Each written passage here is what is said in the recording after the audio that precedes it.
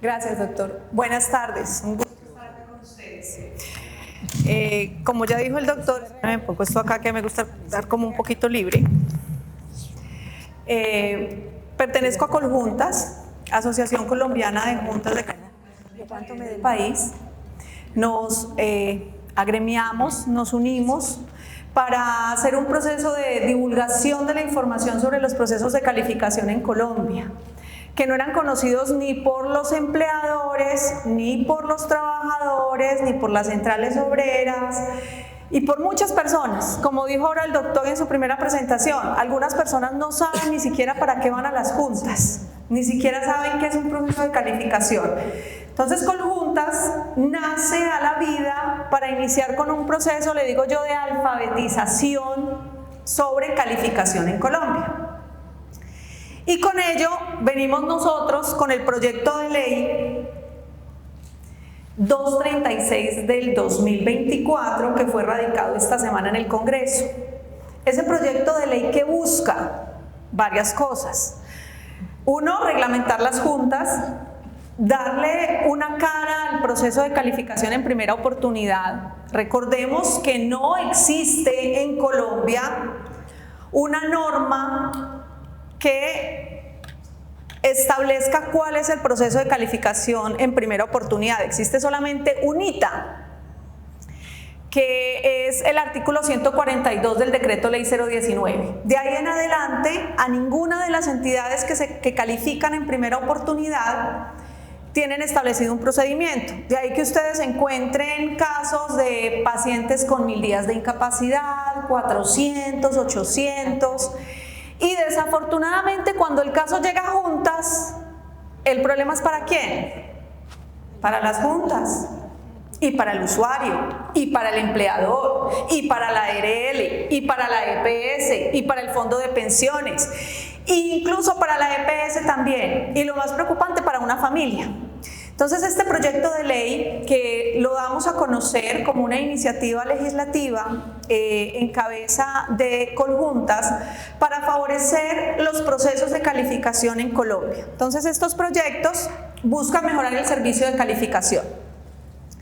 ¿Qué trae? Lo más importante, pienso que es como uno de los avatares de este proyecto de ley, es que cambia la denominación de inválido por discapacitado. Nadie es más válido o inválido que otra persona. No es usted más válido que su vecino del lado, ni que su compañero de trabajo que le dio una enfermedad laboral o una enfermedad de origen común que le impide desempeñar normalmente su labor o oficio. Aquí hablamos de discapacidad. Y tenemos dos términos: la discapacidad severa, como el porcentaje de pérdida de capacidad laboral igual o superior al 50%, y la discapacidad permanente parcial, que sabemos que es aquella que va del 5 a 49.99%, que en el Sistema General de Riesgos Laborales tiene derecho la persona que presenta este tipo de discapacidad a una indemnización como consecuencia de un accidente o de una enfermedad de origen laboral.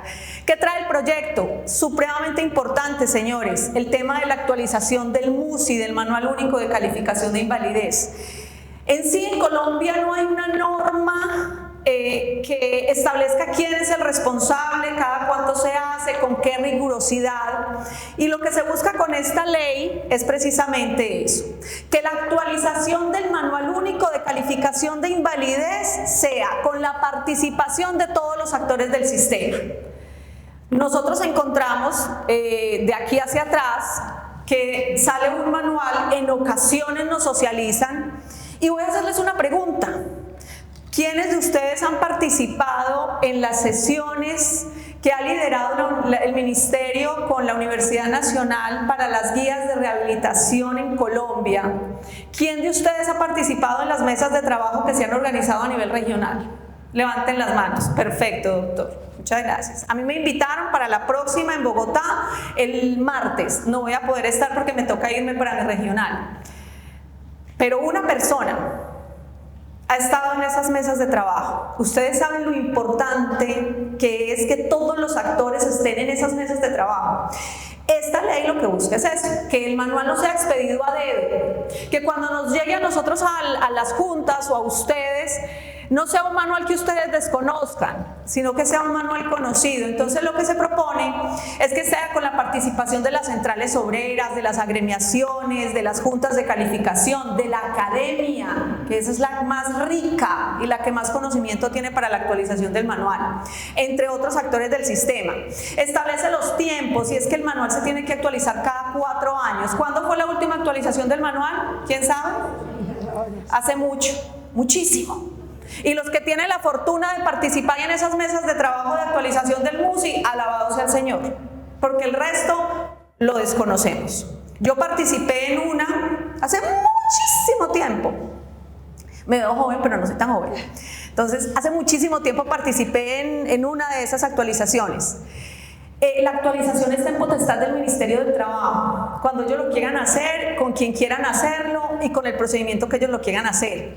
Se establecen bases para la actualización a través de convocatoria pública y participación de todos los actores, es decir, ya no deja como una facultad potestativa y restrictiva del Ministerio la actualización del manual.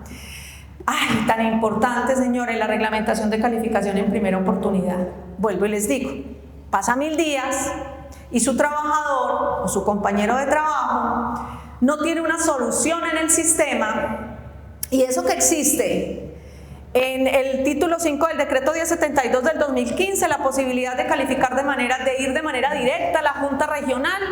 Si pasaron más de 540 días de incapacidad y no me han hecho nada, o si después de diagnosticada mi enfermedad o emitido ese concepto de rehabilitación integral no me han calificado, ¿sí? O desfavorable en este caso. Entonces esta primera oportunidad es básica. ¿Qué aspectos son importantes? ¿Qué se califica? ¿Y qué debe calificar la primera oportunidad? Primero, ¿qué se califica? Debe calificarse el origen, el grado de pérdida de capacidad laboral y la fecha de estructuración de esa pérdida de discapacidad en este caso, porque vamos a dejar de hablar del válido o del inválido, sino de la persona que tiene una discapacidad, ya sea permanente, parcial o una discapacidad severa. ¿Quién califica? Importantísimo.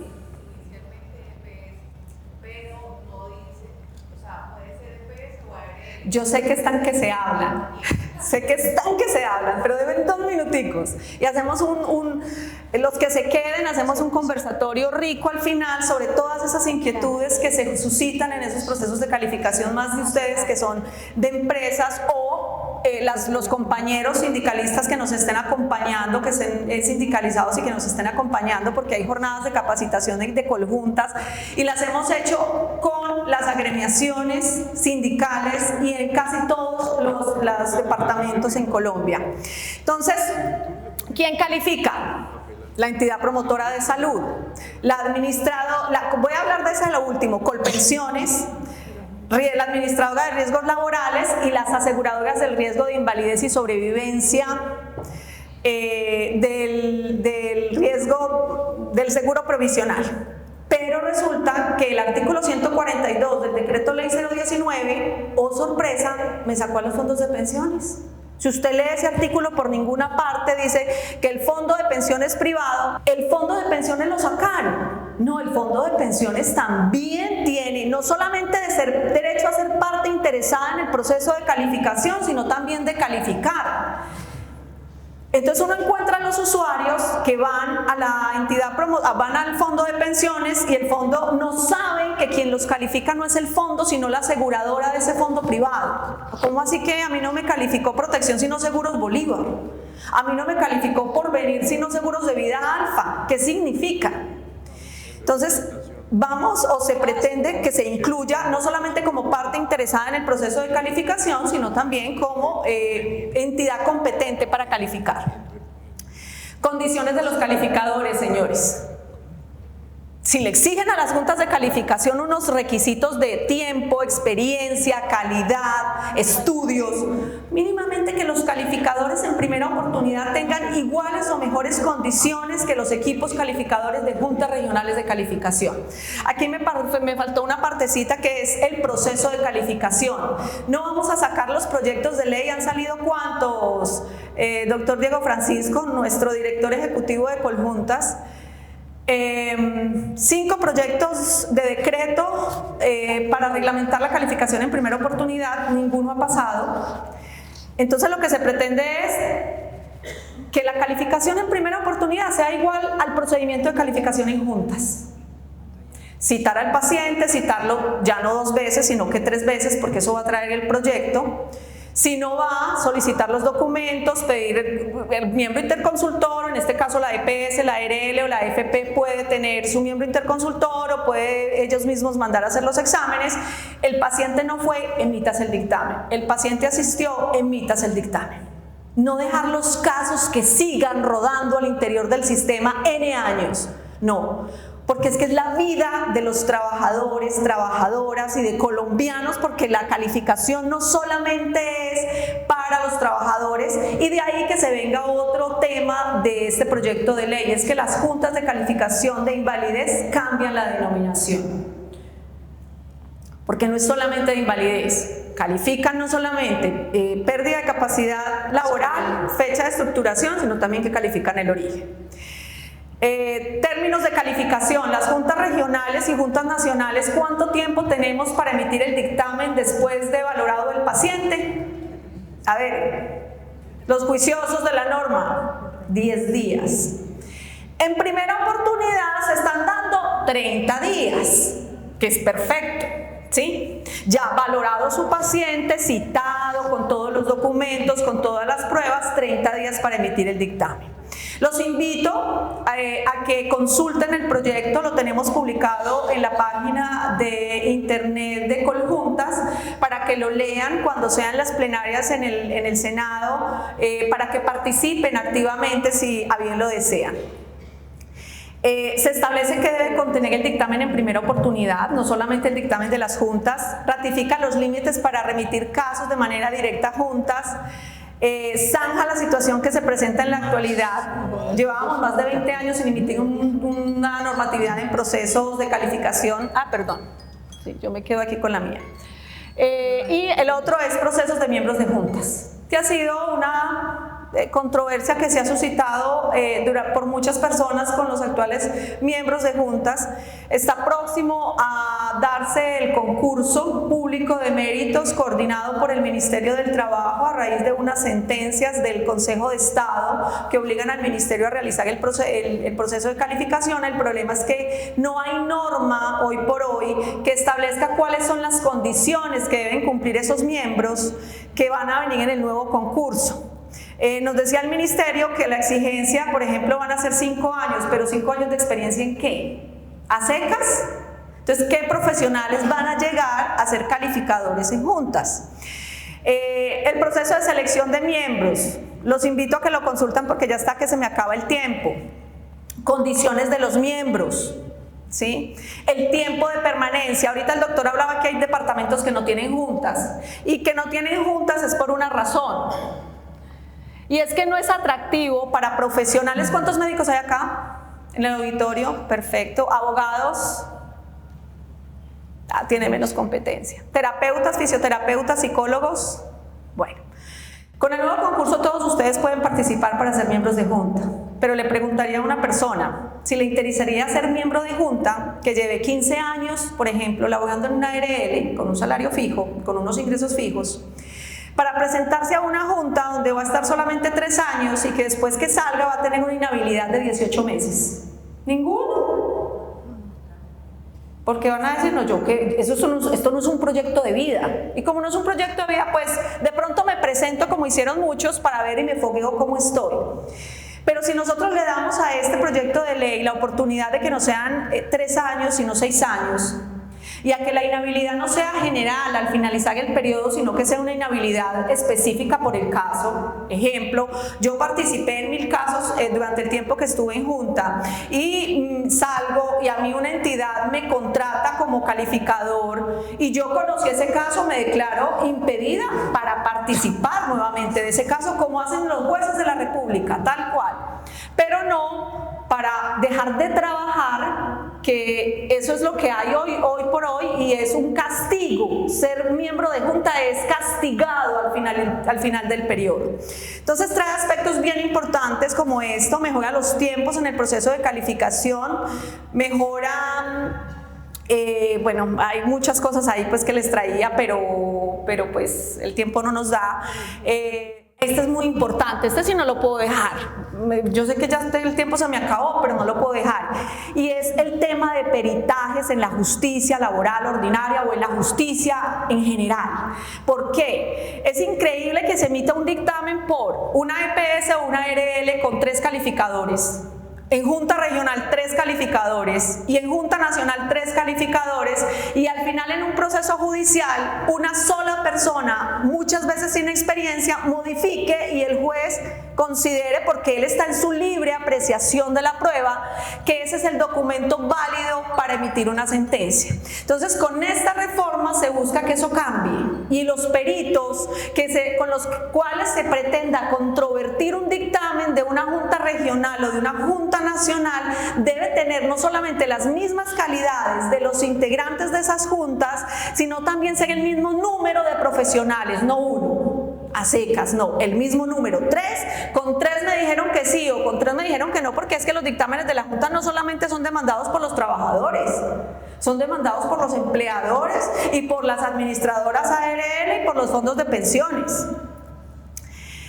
Calificación integral, el doctor Marlon ya lo explicó, pero acá se trae en este proyecto de ley de manera clara la calificación integral y qué condiciones debe tener esa calificación integral y cuándo se debe calificar de manera integral. Prevención, el proyecto de ley pretende obviamente la prevención, proteger la prevención de discapacidad para trabajar. Tenemos que terminar con el estigma a los trabajadores. Allá están los del búnker, esos son los de los discapacitados, ese es el huequito de los viejitos, no más. Pero eso va de una herramienta y de una maquinaria donde todos tenemos que estar comprometidos, que no estemos en una prevención de la enfermedad. En la prevención de la enfermedad, no en la cura de la enfermedad. Y esto va también de la mano con el tema de la prevención de la discapacidad para trabajar. Bueno, ¿cómo se privilegia? Eso ya lo pueden leer ustedes en el proyecto de ley. Los invito a que consulten nuestra página Conjuntas. Se encuentra normal así en la página de internet, Conjuntas, pueden acceder, pueden bajar el proyecto de ley y estar muy pendiente de las plenarias y de los conversatorios que se van a empezar a hacer a nivel nacional para que hagan sus aportes a ese proyecto de ley. La idea es que salga en esta legislatura. Bueno, me faltó algo muy importante dentro del proceso de calificación, por Dios, para los trabajadores, y son las presunciones o indicio grave. Ustedes me disculpan que me extienda. El indicio grave en contra es algo muy importante que trae el proyecto de ley. ¿Qué quiere decir eso? Lo que está en amarillito es la parte más importante. De ninguna forma podrá aducirse la falta de pruebas para decidir en contra de la persona a calificar. Por ningún motivo. Y eso va de la mano. Ahorita cuando algunos decían, es que sin estudio de puesto de trabajo puedo emitir un dictamen. Es una prueba. Y eso lo han dicho ya los jueces y las altas cortes. Es una prueba más dentro del proceso de calificación. Ojo, es una prueba más. ¿Que es una prueba importante? Sí, claro. Pero no es la única. Entonces es muy importante este tema en el proceso de calificación en primera oportunidad, y esto va a permitir que no vuelvan a existir convidados de piedra en los procesos de calificación. ¿Quiénes son los convidados de piedra en el proceso de calificación?